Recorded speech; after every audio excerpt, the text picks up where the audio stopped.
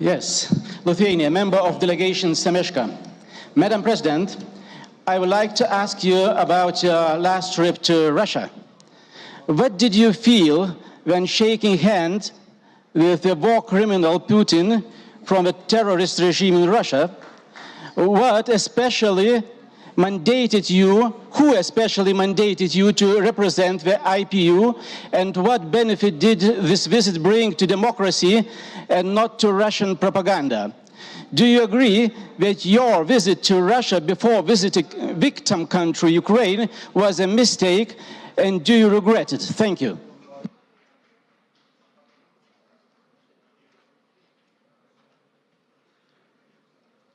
I will now give the opportunity to Ukraine. You have 2 minutes.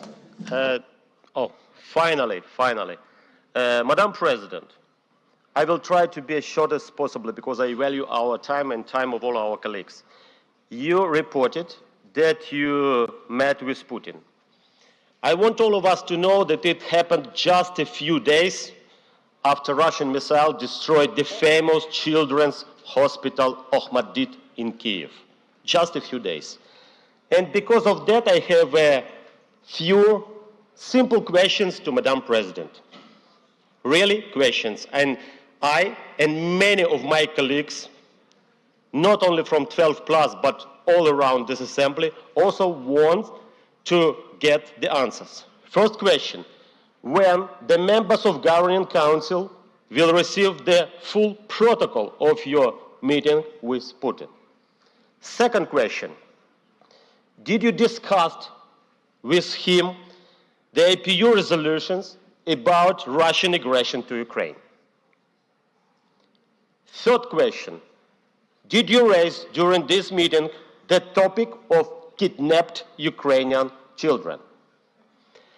And last but not least, why you, Madam President, not answering the written requests from delegations to you, but even not only from delegations, but also from the geopolitical groups. I mean, written requests about information. We already sent them and we didn't receive any answer. You know, we should understand that such meetings, they are just prolonging the war, but not stopping it. And because of that, such meetings, they continue suffering of the people, not only in Ukraine, but in particular, for example, in African countries, when people become really suffer because of the food crisis caused by Russian unprovoked aggression to Ukraine.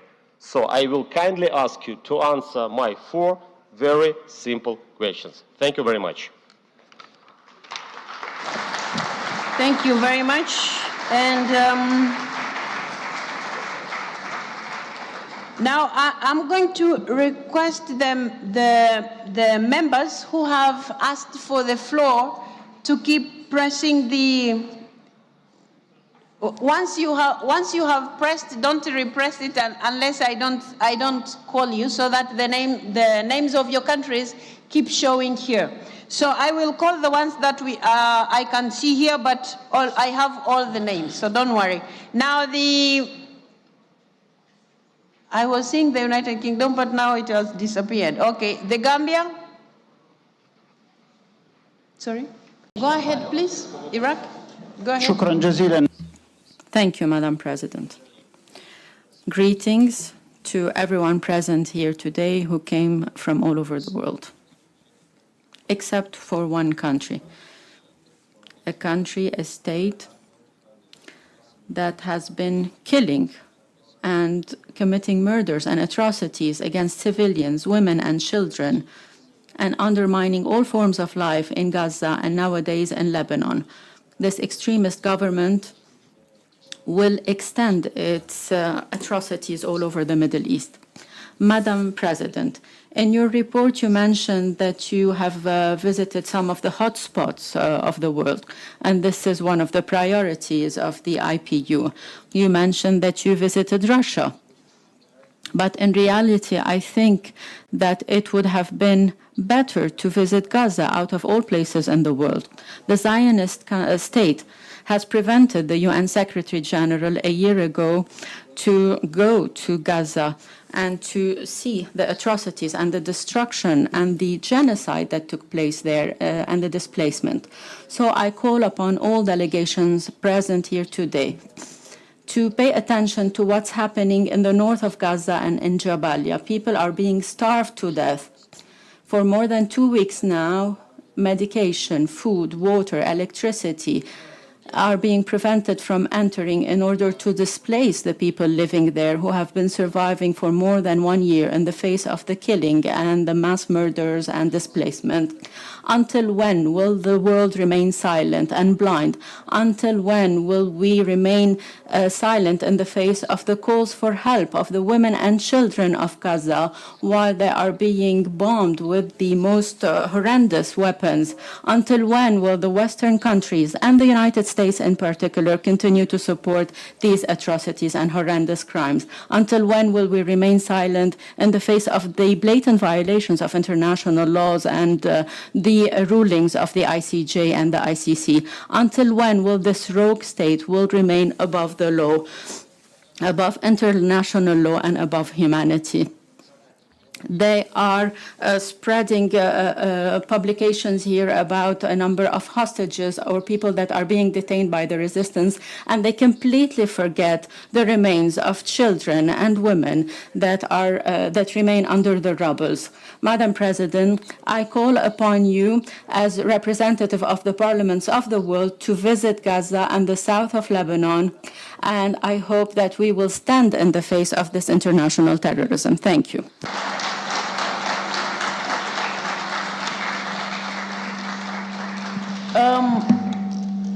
Is it working now, Ukraine? Okay, sorry, I have to do something. Just a second. Colleagues, a concern was raised by Iraq in respect of the report that I've just given you, and Iraq was questioning why did I visit Russia in the context of the war in Ukraine and not Gaza. I would like to inform my colleague that you might note that in November last year, I visited Palestine and I visited Israel and I met the leaders. And that was my first visit after becoming president in October. So it's not like I have ignored what is happening in the Middle East, what is happening in Lebanon, what is happening in Gaza, and what happened in Israel. So I treat all the conflicts the same way. And you might also want to note the conflicts that we are talking about in the Middle East, the war that we are talking about in Ukraine, they are not the only conflicts that IPU is looking at. We are concerned about what is happening in Yemen. We are concerned about what is happening in Syria. We are concerned about what is happening in Sudan. We are concerned about what is happening in West Africa. We are concerned about what is happening in DRC. Lithuania asked specific questions. Who mandated you to visit Russia? Why not Ukraine first? The letters were sent out, dear colleagues. The letters were sent very explicitly. They explained, and if you need copies of those letters because they are not secrets, you can always have copies. Letters were sent to our counterparts in Ukraine. Letters were sent to our counterparts in Russia. My visit was to begin with Ukraine. Ukraine responded the dates that we were ready to visit them. Mr. Zelensky and Mr. Speaker would be in New York for the NATO meeting. Would I have stopped them? No. It would be wise. In any case, I don't have such powers. Now, because the meeting of BRICS was taking place, would I stop going to Russia because Ukraine is not ready to receive me because of time? No. Why? Because IPU stands for dialogue. IPU is talking about parliamentary diplomacy. And it is in that context that I did all that I did. And I thought I would be given a little credit for all the efforts that I've done, not to be crucified for things that I have not. You're asking here who mandated me, who mandated the former president who came from the 12 plus to visit Kiev, who mandated him? Please, I think we have to reach a point where I have explained myself several times to you 12 plus, to everybody else who cared to understand. If you have a feeling like I went to Russia without going to Ukraine first, I have told you several times, letters were sent out. I wouldn't turn out my visit to Russia because I'm unable to reach Ukraine. You didn't ask me similar questions when I visited Israel, did you? You didn't ask me similar questions when I visited Palestine, did you? You're not going to ask me similar questions when I visit Sudan. You're not going to ask me similar questions when I visit other places.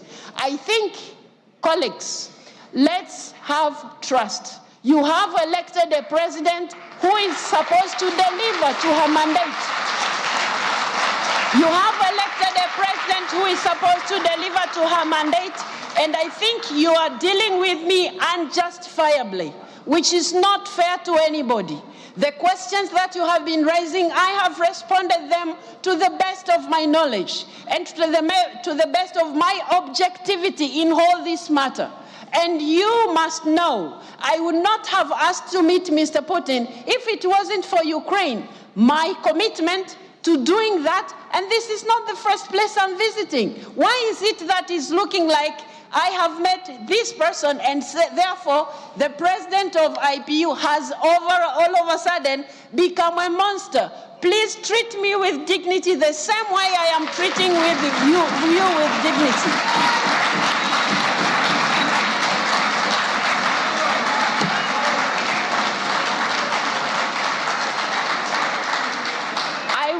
At all times advance parliamentary diplomacy. I will at all times give respect to the ideals of IPU, but I request you members to also accept I'm not God, I'm not an angel, I'm only human, I'm doing what is possible within my powers. The president of the task force has just informed you, and I have been repeating myself in this respect. I was requested by the task force to do what I did. What did I do wrong? I was supposed to sit back and tie my hands and say there's nothing we can do as IPU. That will not be doing justice to the women and children of Ukraine who are suffering. That wouldn't be fair to the mandate that you have given me. Give me a chance to lead this institution according to the ideals that we stand for. Not to crucify me just because I come from some country. Some of you maybe feel like we are still colonized in the mind. No. No, we are not. No, we are not. So please, let's respect each other. I'm doing the best that I can, and that is exactly what I'll do. That is my commitment to you. I will keep doing that. Thank you very much.